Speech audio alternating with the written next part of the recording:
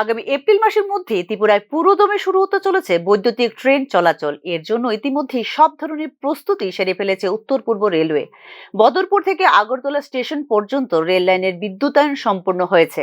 আগরতলা সাব্রুম লাইনের বিদ্যুতায়ন কাজও দ্রুত এগিয়ে চলেছে এবং আগামী 2 মাসের মধ্যে এটি সম্পূর্ণ হবে বলে জানিয়েছেন উত্তর পূর্ব রেলের প্রধান জনসংযোগ কর্মকর্তা কপিঞ্জল কিশোর শর্মা।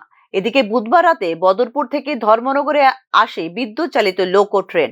বদরপুর থেকে পরীক্ষামূলকভাবে বুধবার রাতে প্রথমবারের মতো রাজ্যে প্রবেশ করে পণ্যবাহী বিদ্যুৎ চালিত লোকো ট্রেন। রাজ্যে বর্তমান রয়েছে ডিজেল চালিত ট্রেন ইঞ্জিন।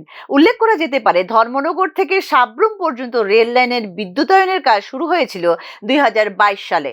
প্রায় 50 কোটি টাকার এই বিদ্যুতায়ন প্রকল্পটি ত্রিপুরাকে সংযুক্ত করবে জাতীয় রেলওয়ে গ্রিডের সাথে।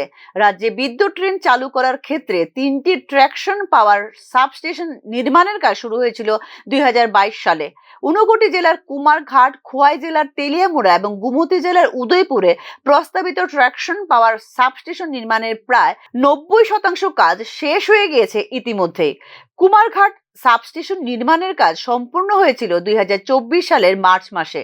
প্রতিটি সাবস্টেশনের জন্য দৈনিক 5 মেগাওয়াট বিদ্যুৎ চেয়েছে রেলওয়ে এবং প্রয়োজনে আরো বিদ্যুৎ সরবরাহ করবে রাজ্য সরকার।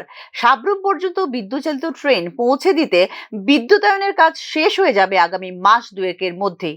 অর্থাৎ সবকিছু ঠিক থাকলে আগামী এপ্রিল মাসেই রাজ্যে পুরোদমে চালু হতে চলেছে বিদ্যুৎ চালিত ট্রেন।